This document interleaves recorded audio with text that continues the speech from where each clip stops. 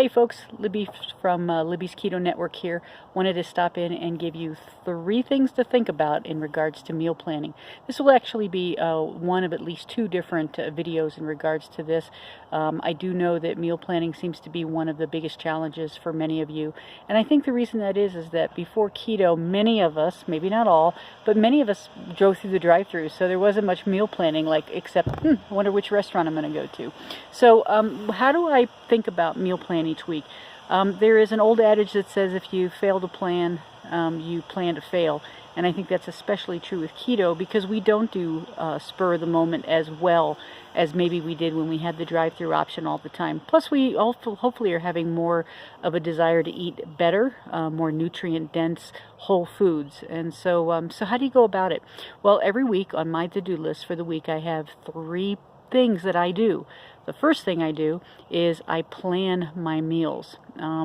Usually for me, I plan on a Saturday morning normally, and now I'm looking forward through the week. I usually know what I'm going to have Saturday night and Sunday because it's part of the previous meal plan from the week before. But what I do is I think, okay, what does my Monday look like? What kind of day am I going to have at work? Am I going to do anything after work that I'm going to need to plan for dinners, or am I going out or something like that? So I want to encourage all of you to really deliberately think about it.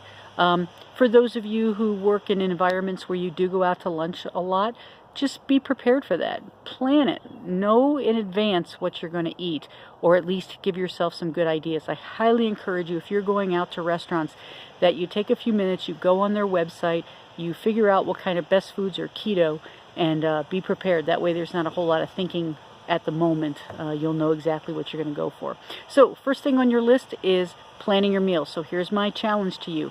Stop and think, what day am I going to make it a habit that I plan my meals? Okay, so that's number 1, plan your meals. Number 2, then you go grocery shopping. So you have this meal plan, you've got, your 5 to 7 meals that you're going to be making. Now, probably for most of us, breakfast is pretty normal, maybe the same thing every day. Lunches maybe are the same for you every day or close to it, or a little bit easier. For a lot of people, it is the dinners.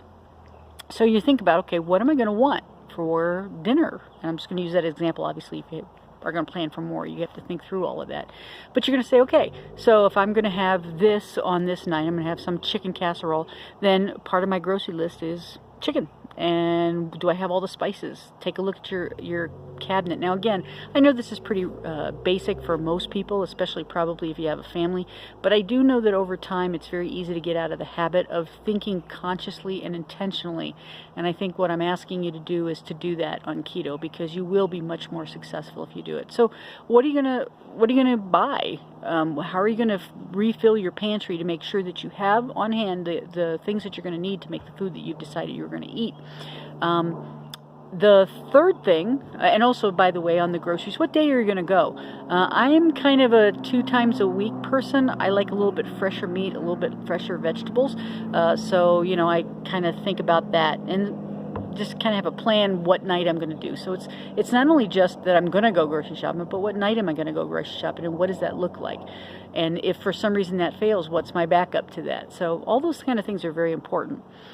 So the third thing about the thought I want you to think about today is in regards to actually prepping the meal. I'm not going to get into any best practices about that, but I want you to think about, when are you going to do it? How are you going to do it? With who are you going to do it? Again, for me, usually Sunday night, I do it with my best friend and housemate. I'm so thankful that she also is keto. It makes it much easier. Usually on Sunday night, we'll prep. Usually Monday, Tuesday, probably into Wednesday, we know what we're going to have. And then for us, we usually go shopping either on Tuesday night or Wednesday night, and then we meal prep for the rest of the week. So those are the 3 things I want you to think about. That's really the action steps. Number 1 is, when are you going to plan your meals?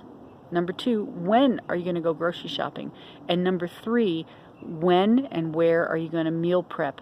Again, don't leave it to chance. Be intentional. Make it a habit. If you look at that post I did earlier this week in regards to habits, a 1% improvement in your habits, a 37% increase by next year. I really believe that if you make meal planning, meal prepping a habit, your keto will be easier and much more successful. And if you are enjoying these kind of videos, please make sure that you like down below. And also, if you want to be notified first thing when the second volume of this video series comes out, please hit the subscribe button, hit the little bell, and you'll get a notification.